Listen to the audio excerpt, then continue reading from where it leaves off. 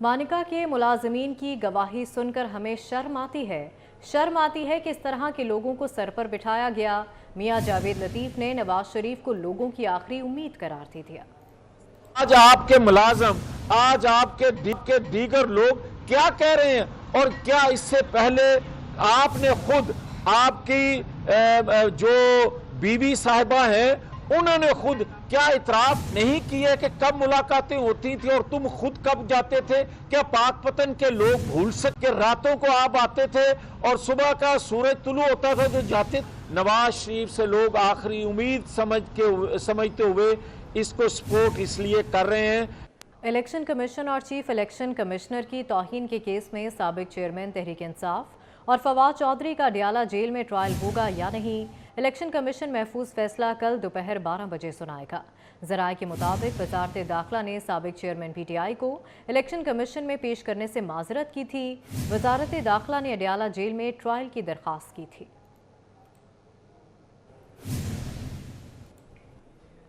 और तहरीक इंसाफ के बानी रुकन अकबर एस बाबर ने तहरीक इंसाफ के इंट्रा पार्टी इंतखाबात को इलेक्शन कमीशन में चैलेंज कर दिया। अकबर एस बाबर का कहना था कि PTI आइन में निगरान का कोई वजूद नहीं है। तहरीक इंसाफ के इंतखाबात कलअदम करार दिए जाएं।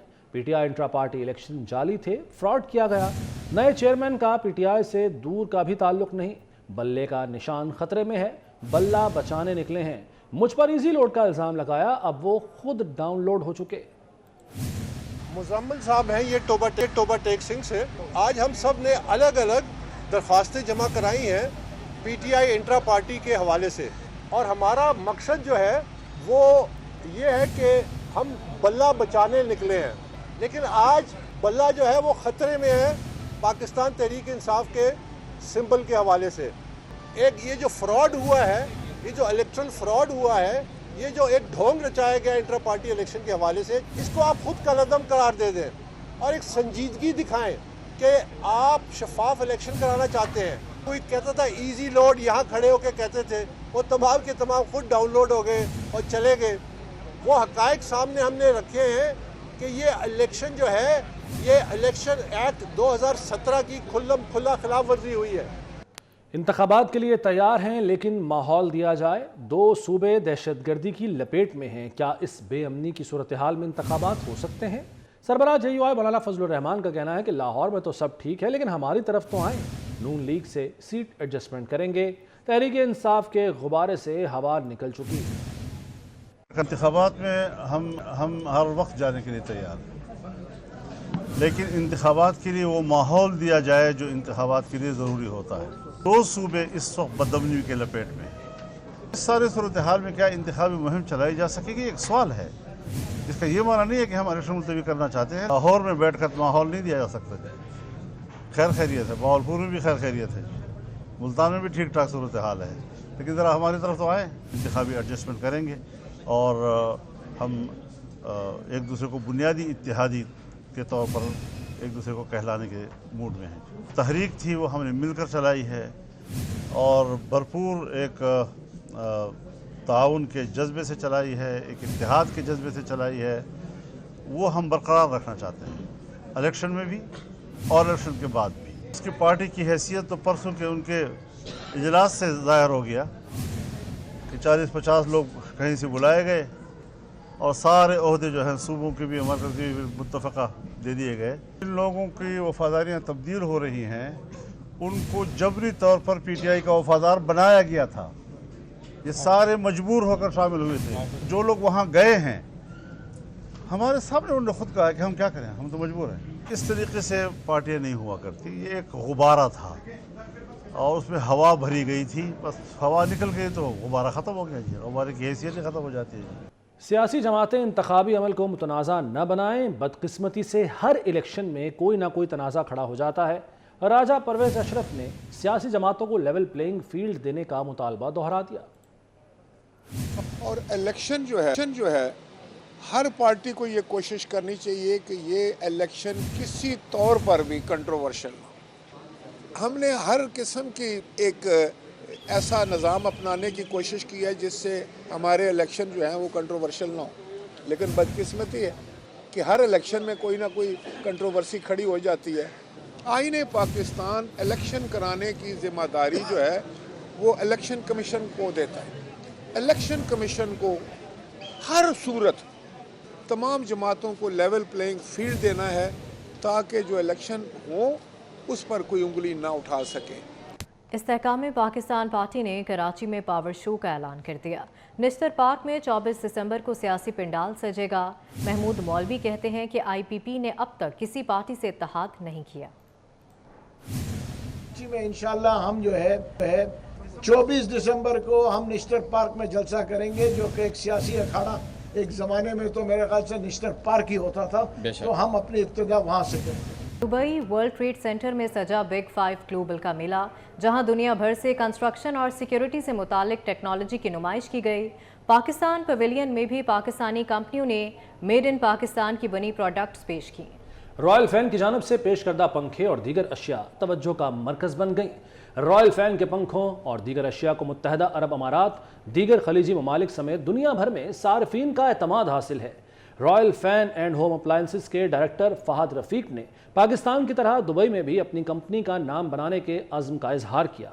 कहा उनकी कंपनी का जदीद तरीन एयर प्योर फैन मरकज़ निगाह है। ऑल आपको खुशामदीद यहाँ पे दुबई में बिग 5 ग्लोबल एग्जीबिशन पे, तो आप का ये कैसा टूर रहा है? अस्सलामुअलैकुम, थैंक यू। ये हम रफ़ीक इंजीनियरिंग इंडस्ट्रीज़ जो कि रॉयल फैंस की पेरेंट कंपनी है, उनकी तरफ से यहाँ पर हमने स्टॉल लगाया है बिग 5 में। फर्स्ट टाइम हमारा यहाँ पर दुबई एग्जीबिशन का एक्सपीरियंस है। What we are hoping is कि हम यहाँ पर अपनी मार्केट यहाँ पर भी वही नाम अचीव करें जो कि हमारा पाकिस्तान में है, और आगे भी हम अपने एक्सपोर्ट्स के ऊपर भी ज़्यादा फोकस करें। प्रोडक्ट्स के बारे में हमें बताएंगे आप कि रॉयल फैंस ने किस कैटेगरीज के जो है ना वो बनते हैं, कौन कौन सी जो है ना वो चीज़ आप कवर कर रहे हैं, जैसा कि जो है ना कैटेगरीज वाइज थोड़ा सा। तो रॉयल फैंस जो हीट रेंज ऑफ फैंस बनाते हैं, हमारे सीलिंग, पेडस्टल, फिर मेटल एग्जॉस्ट और complete range of plastic fans भी हमारी है। One of the few companies I would say कि जो कि इतनी बड़ी रेंज बना रही है। दिस गिव्स अस यूनिक, हमें एक आप कहते हैं कि पावर मिलती है कि हम अपने कस्टमर को हर चीज़ वन स्टॉप शॉप में दे सकते हैं। इसके साथ साथ हमारी वॉशिंग मशीन और रूम कूलर्स की भी एक लाइन है, एंड जो हमारा लेटेस्ट प्रोडक्ट है वो फ़िज़ाई आलूदगी को बैटल करने के लिए हमने एयर प्योरीफायर भी मुतारिफ करवाया। एयर प्योरीफायर के बारे में अगर हमें थोड़ा सा मज़ीद बताएं। बेसिकली एयर प्योरीफायर क्या करता है, इसके अंदर 4 जदीद फ़िल्टर्स हैं। हवा आपके किसी भी कमरे की उन फिल्टर्स के थ्रू डाल के, तो उसके अंदर जो कंटामिनेट्स होते हैं, छोटे पार्टिकल्स होते हैं जो कि आपको मेरी नज़र भी ना आए, उनको क्लियर कर देता है और आपके कमरे की जो एयर क्वालिटी है उसको बेहतर कर देता है। इसके मेडिकल बेनिफिट्स भी हैं, आपकी सांस भी बेहतर होगी, आपकी ब्रीदिंग भी बेहतर होगी और आपकी हेल्थ भी बेहतर होगी। सो रॉयल फैंस आपका पाकिस्तान में माहौल को देखते हुए एक स्पेशल जो प्रोडक्ट है वो अपनी लॉन्च की है। बिल्कुल। तो इसका आपको वहाँ पे कैसा रिस्पांस मिल रहा है? मार्केट में लोगों को अवेयरनेस इसके बारे में? रिस्पांस अल्हम्दुलिल्लाह बड़ा अच्छा है, स्पेशली बिकॉज इसका जो हमने प्राइस पॉइंट रखा है, सो जो आपके इम्पोर्टेड ऑल्टरनेटिव्स हैं दे आर ट्वाइस और थ्राइस द प्राइस।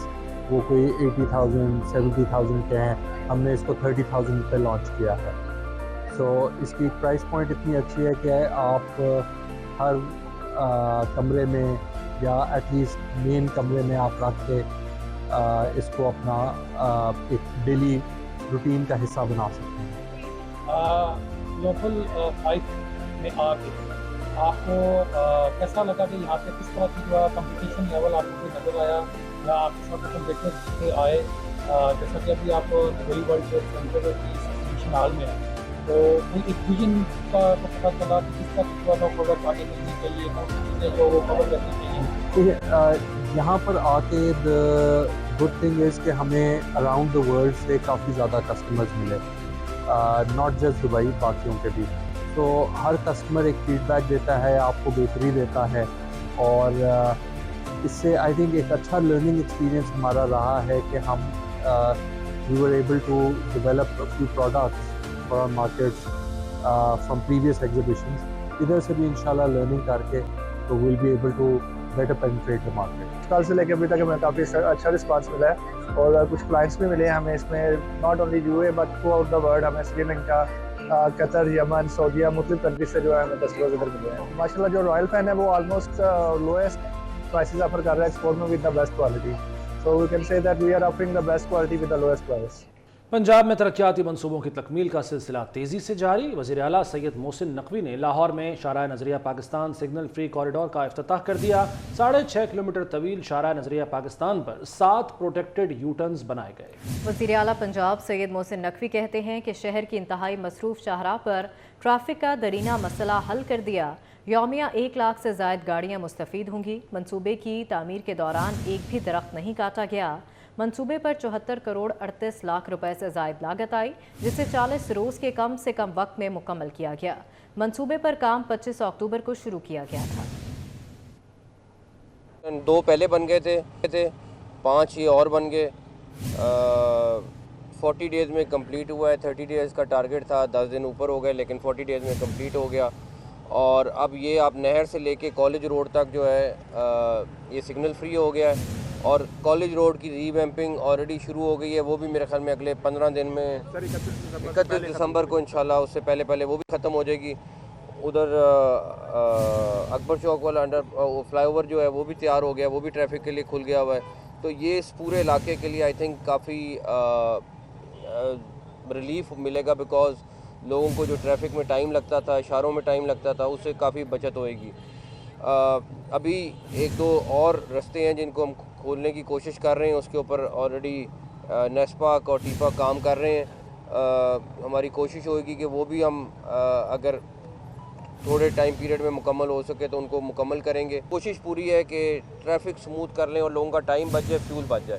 तो LDA की टीम ज़बरदस्त काम किया है और होपफुली इसी तरह जो बाकी अब प्रोजेक्ट रावी का ब्रिज अभी रह गया है, अभी घोड़ा चौक का जो फ्लाईओवर है वो रह गया है, बाबू साबू रह गया है, जो बंद रोड है SL3 यहाँ लाहौर में रह गई है।